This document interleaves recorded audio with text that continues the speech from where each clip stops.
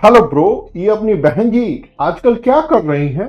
कल वो लखनऊ में दिखी हैं, ऐसी कोई सूचना है? थोड़ा बताओ उनके बारे में। अब ये एकाएक बहन जी की तुम्हें कहाँ से याद आ गई? लेकिन बहन जी के बिना उत्तर प्रदेश की राजनीति की चर्चा करना अधूरी है।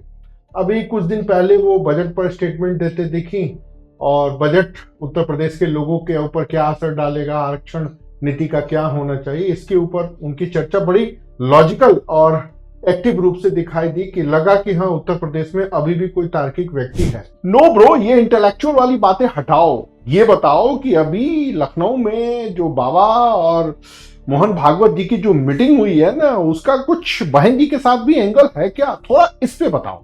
हद है, जिसको देखो यही बात कर रहा है कि भाई लखनऊ में जो मीटिंग हुई है उसमें क्या बात हुई होगी, और तुम एक नया फॉर्मूला गढ़ करके आ रहे हो कि बहन जी के कोई एंगल है क्या। तो दर्जनों लोग हैं जो इसके बारे में बातचीत कर रहे हैं, और उनकी बातों को देख लो, बात समझ में आ जाएगी कि कल जो मीटिंग हुई है उसका कोई एंगल बहन जी से है या नहीं है। ब्रो, तुम्हारे पास पक्का इंफॉर्मेशन है, तुम बताओ कल जो योगी जी और भागवत जी की मीटिंग के बारे में जितनी भी बात उभर करके आई है उसका बहन जी से क्या कनेक्शन है? देखो, इधर के कुछ वर्षों में बहन जी काफी एक्टिव हुई है, खासकर 2026 में उनकी एक्टिवनेस देखी जाती है। बजट पर उन्होंने बहुत अच्छी बातें कही हैं, तार्किक आलोचना की, और ये स्वीकार किया कि आरक्षण नीति से अगड़ी जाति के लोग या सवर्ण समुदाय के लोग भी पीस रहे हैं। एक तो ये बात हो गई, मतलब बहुजनवाद से सर्वजनवाद का स्वर निकला। दूसरा, जो मैंने कुछ पॉइंट्स नोट किए हैं उसमें उभर करके आए कि इनके जो एक पीके हैं, मतलब इनके एक पीके हैं सतीश चंद्र मिश्र, वो पुनः ब्राह्मण जुड़ो अभियान पर एक्टिव हो चुके हैं। मायावती जी 4 बार जीत चुकी हैं, और इन चारों बार के जीतने में सवर्ण वोटों की भागीदारी जबरदस्त रूप से है। ठीक उसके बाद इन्होंने एक स्टेटमेंट और भी दिया है कि मुस्लिम समुदाय को टिकट वो सोच समझ करके देंगे। इट मीन्स उन्होंने स्पष्ट रूप से इशारा कर दिया है कि मुझे मुस्लिम वोट बैंक मिल गए तो ठीक है, बट मैं टिकट नहीं बांटूंगी। अभी जो 2026 से इनका एक देखा जा रहा है कि 40 से 50% तक जिलों के ऊपर जो अध्यक्ष नियुक्त होते हैं या जोन इंचार्ज होते हैं, उनके ऊपर सीधे ब्राह्मण समुदायों की नियुक्ति की है। एक स्टेटमेंट इन्होंने और दिया है कि ब्राह्मण समुदाय को लिट्टी चोखा नहीं चाहिए, बाटी चोखा नहीं चाहिए, सम्मान चाहिए। अभी घूसखोर पंडित नामक जो एक फिल्म नीरज पांडे ने बनाई और किस तरह अपने वामपंथी दृष्टिकोण या एजेंडे को लागू करना चाहा, उसकी खुल के इन्होंने आलोचना की और एफआईआर करने की भी धमकी दी, या फिर कार्रवाई करने की बात जो कही। तो इसका एक जबरदस्त असर पड़ा है। महाराज जी ने तो कहा ही है, लेकिन बसपा प्रमुख ने जो घुसखोर पंडित फिल्म के ऊपर कमेंट किया, उससे पूरा भारत एक आश्चर्य के रूप में देखा ही, लेकिन एक बॉलीवुड भी अंदर से हिल गई, क्योंकि इस लॉबी को छूना असंभव है। तो ये सारे स्ट्रैटेजी को देख करके कुछ अटकलें लगाई जा रही हैं। मेरे पास कोई न्यूज नहीं है, जो भी बातें आ रही हैं वो उड़ी उड़ी खबरें आ रही हैं। जो लोग भी हैं अपने हिसाब से चीजों को बता रहे हैं, तो मैं इसमें तुम्हें कैसे बताऊं? नो ब्रो, बताओ कि योगी जी और भागवत जी के मीटिंग में जो बात हुई है उसमें योगी जी ने बहन जी के बारे में क्या कहा है। कुछ ज्यादा तो नहीं पता, बट मोटे तौर पे जो बातें उभर के आ रही हैं, कुछ अनुमान लगाए गए हैं, उनके ऊपर ये कहा जा सकता है कि अगर ब्राह्मण समुदाय बसपा से मिल जाता है तो उनकी जीत की राह आसान हो जाएगी, और बसपा जो अभी 0 तक आ चुकी है, 100% अपने इफिशियंसी के साथ मैदान में आ सकती है। दूसरा, उत्तर प्रदेश के बारे में जो भी बात कहें, लेकिन सबसे बड़ी सच्चाई है जातियों के गठजोड़ ही उत्तर प्रदेश में सत्ता के शीर्ष शिखर तक पहुंचाता है। ये अलग बात है कि अभी योगी जी के गवर्नेंस का क्या असर पड़ेगा, लेकिन इसके पहले भी जब पीपी सिंह थे या चौधरी चरण सिंह थे, तो अजगर का कॉन्सेप्ट था, अहिर, जाट, गुजर और राजपूत का सत्ता के शीर्ष पर पहुंचते थे, और कांग्रेस का वोट बैंक था ब्राह्मण, दलित और मुस्लिम। फिर उसके बाद 90 के दशक में जो भाजपा का आंदोलन हुआ, तो अगड़ावाद, पिछड़ावाद, मतलब वहां हिंदूवाद उभर के आए। फिर सामाजिक न्याय की लड़ाई हुई तो ओबीसी वोट बैंक को लेकर के मुलायम जी आगे आए।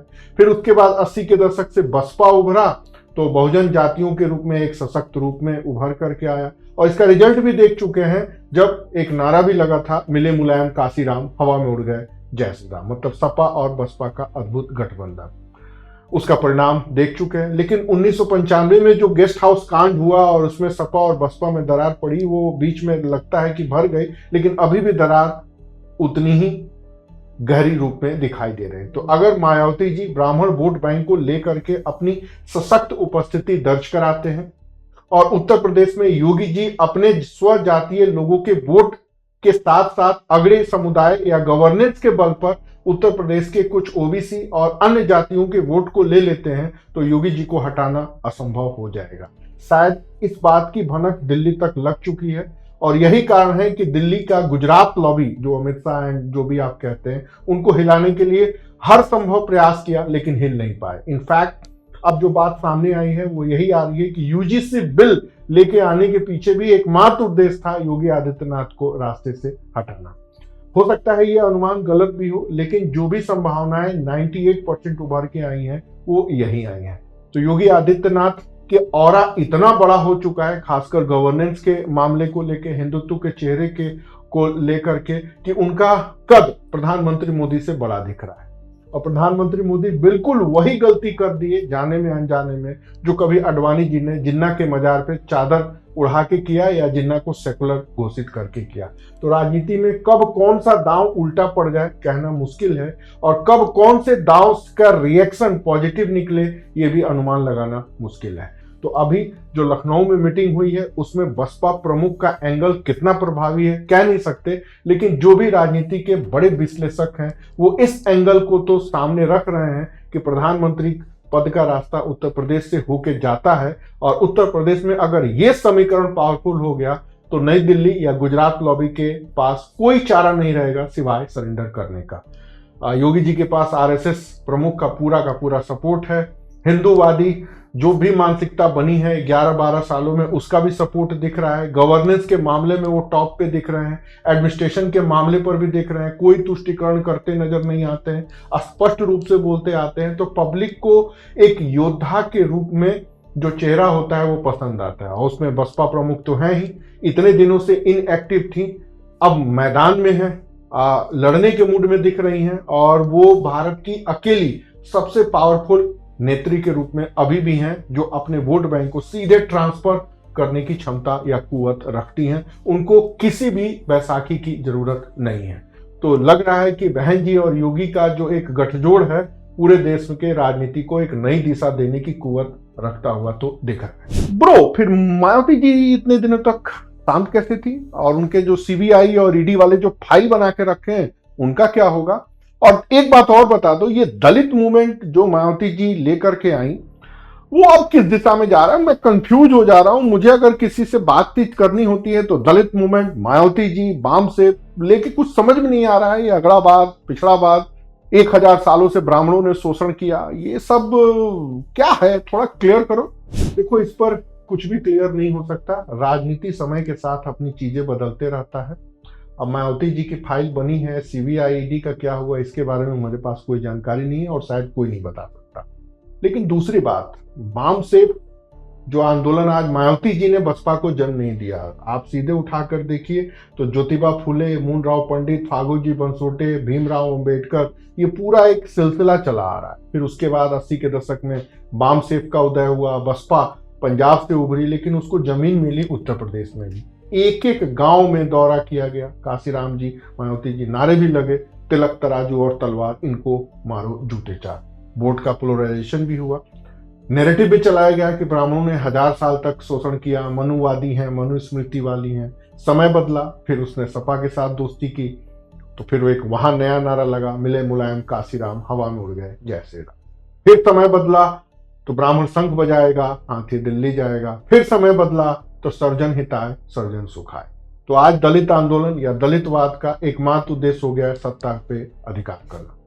सेंट्रल में एक व्यक्ति हैं जो कई सालों से लगातार हिंदू या हिंदू संप्रदाय की लानत मानत करते रहे, आज जब पद मिल गया है तो शांत बैठे हैं और झंडा उठाए खड़े हैं। तो राजनीति में जो भी विचारधाराएं होती हैं उनका एकमात्र उद्देश्य होता है सत्ता पे कब्जा करना। अब उसके लिए वो समय के साथ रणनीति बदलते हैं, नारे लगाते हैं, नारों को अलग अलग रूप में मोड़ते हैं। तो बसपा का पूरा कॉन्सेप्ट या दलित आंदोलन का कॉन्सेप्ट भी इसी पर आप समझिए कि इसका एकमात्र उद्देश्य है सत्ता में स्थान बनाना या सत्ता में अपना प्रभाव जमाना। इसके लिए कोई भी जाति हो, कोई भी समुदाय हो, उसके विरुद्ध विषबामन करना और समय के साथ उनकी प्रशंसा करना या फिर समय के साथ उनको गले मिलाना, ये सारी रणनीतियों का एक हिस्सा है। तो अब मायावती जी हिंदूवादी ताकतें या मनुवादियों से दोस्ती कर रही हैं या उनके गले मिल रही हैं, तो इसके पीछे भी एक महत्व उद्देश्य है कि वो प्रासंगिक होकर राजनीति के मैदान में उतर करके अपनी भूमिका पुनः स्थापित करने की सोच चुकी हैं।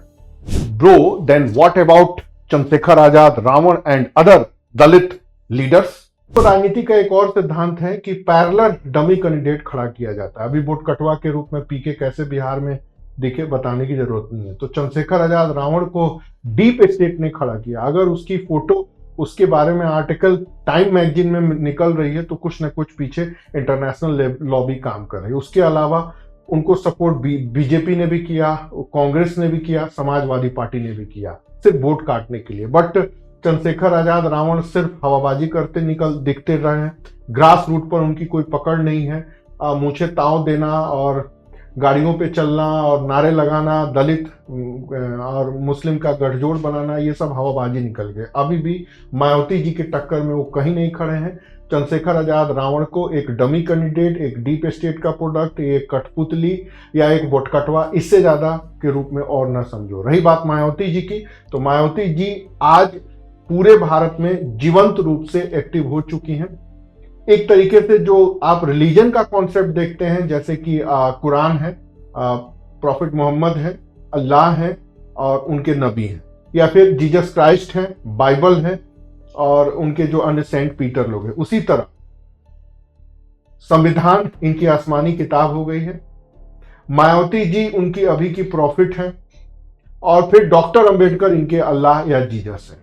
और इनके भक्त भी उसी तरह हैं, आक्रामक हैं, जो 100% इनमें बिलीव करते हैं। और दूसरा, जैसे सेमेटिक रिलीजन में एक दुश्मन यहूदी है, उसी तरह इनके भी दुश्मन एक तरीके से सवर्ण या मनुवादी हैं। बट यहां पर सवर्णों के साथ गठजोड़ हो रहा है, जैसे काफिरों के साथ गठजोड़ हो गया, जैसे सलीबी वालों का, ईसाइयों का आज यहूदियों के साथ गठजोड़ दिख रहा है। तो दुनिया भर में ये थ्योरी काम करती है। समय के अनुसार मित्र और शत्रु बदलते रहते हैं और मित्र और शत्रु के पैमाने गढ़े जाते हैं और इनका एकमात्र उद्देश्य होता है सत्ता पे कब्जा करना। तो आज मायावती जी के पीछे जो ये चेंज दिखाई दे रहा है, उनके पीछे यही है। मायावती जी को भी लग रहा है कि अब समय आ गया है कि विशुद्ध हिंदूवादियों के साथ हाथ मिलाया जाए और अपनी एक शक्तिशाली भूमिका निभाई जाए। ब्रो, इट मीन्स यूपी की पॉलिटिक्स इफेक्टेड होने वाली है और उससे गुजरात लॉबी, मोटा भाई और अपने मोदी जी सब इफेक्टेड होने वाले हैं। देन व्हाट अबाउट लाहुल बाबा? लग तो यही रहा है कि उत्तर प्रदेश की राजनीति पूरे देश को बदल सकती है। विपक्ष का क्या होगा मुझे नहीं पता। राहुल बाबा आज बेबुनियाद और औचित्यविहीन राजनीतिक सलाहकारों के बीच में सिमटे हुए हैं, तो उनकी कोई भूमिका प्रभावी रूप से तो दिखाई नहीं देती थी, कम से कम उत्तर प्रदेश में। और उत्तर प्रदेश हमेशा से देश की राजनीति में एक महत्वपूर्ण स्थान रखता है। प्रधानमंत्री पद का रास्ता यहीं से होकर के जाता है। तो अब इंतजार करिए कि आगे राजनीति कौन सा गुल खिलाती है। बट बहन जी के आने से उत्तर प्रदेश की पूरी राजनीति 360 डिग्री पर घूमने वाली है। Nice bro, I am excited, but you are गलत कमेंट करिंग ऑन माय लाहुल बाबा। मैं लाहुल बाबा से कहता हूं कि बहन जी से मीटिंग करे और कुछ सेटिंग करे। मर्जी तुम्हारी, बट कांग्रेस का पतन 90 के दशक से ही उत्तर प्रदेश में हो चुका है। इनफैक्ट उत्तर भारत में हो चुका है। मुश्किल है इनके वोट बैंक को फिर से उठना, या दलित, मुस्लिम और जो मुस्लिम ब्राह्मण का एक गठजोड़ जिसके बल पर उत्तर प्रदेश में कांग्रेस खड़ी होती थी, वो कब का बिखर चुका है। तुम्हारा प्रयास करना व्यर्थ है। No bro, you are wrong हो सकता है, बट मैं प्रयास करूंगा। लाहुल बाबा को मैं कहता हूं, मर्जी तुम्हारी, ट्राई करके देख लो।